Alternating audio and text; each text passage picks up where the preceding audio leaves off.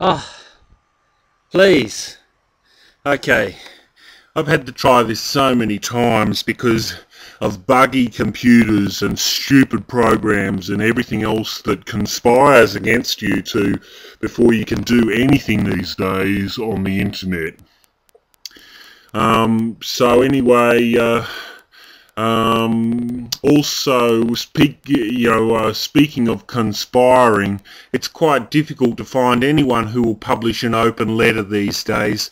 Newspapers really don't want to know you.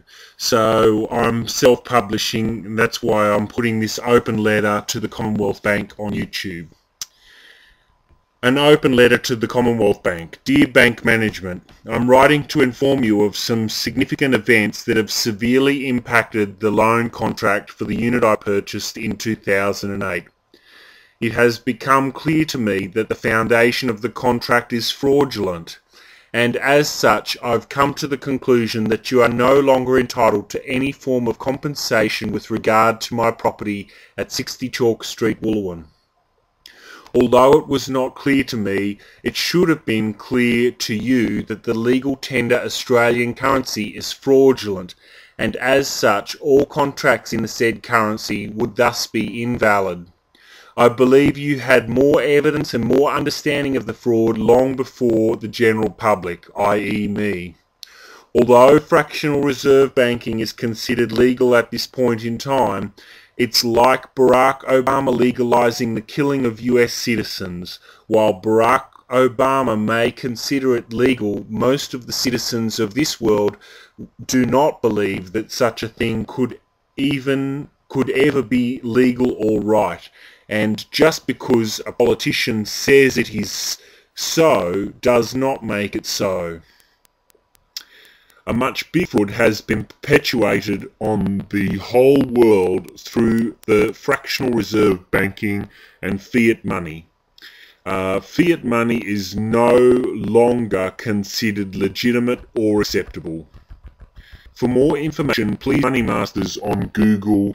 Please find it here. You'll find a link below. This has plenty of historical evidence to back up my claims. For more details and more evidence, please refer to the video and the attached list of comments.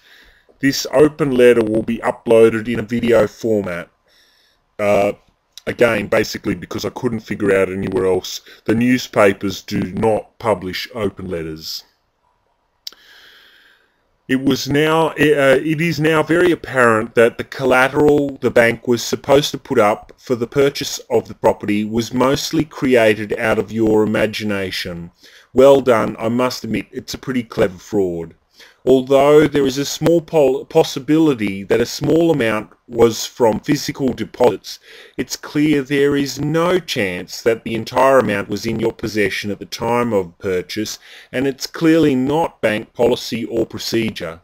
The fact that the seller was unable to tell the difference between the money you created and other Australian legal tender only further proves the illegitimate nature of the Australian and all other fiat currency.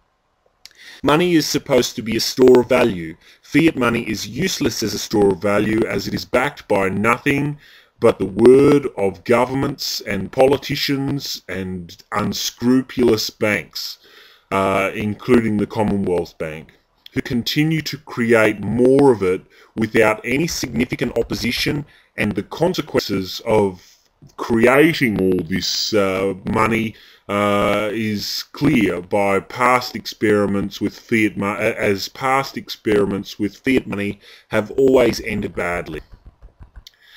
I will be happy if this letter turns the tide. Fiat money is evil and dishonest. No amount of laws or government officials saying otherwise will change that. Viral videos have been suppressed by the YouTube dictatorship for a long time, and this may end up being another one in the long list of censored videos. Although you may not see the direct relevance, I'll attempt to enlighten you. Copyright is used by the money masters to rule over us, to tell us what we can and can't say or share. I hope to encourage others to take the steps I have taken to withdraw their support from any bank that operates with fractional reserve. I would love to see humanity take control of viral content from the money masters, and I will encourage others to use my letter as a template or a chain letter. By allowing others to use my content and share it, it is possible to have something go viral and out of their control. To anyone reading this at a bank that is now learning of the frauds that have been perpetuated in your name, I forgive all of the individuals involved and will not be seeking damages. In conclusion, I'm withdrawing all funding and support for the Commonwealth Bank and claiming full ownership of the property mentioned. Sincerely, Jeremy Grice. And please, if this has touched you in some way, feel free to comment, to share, edit this any way you like,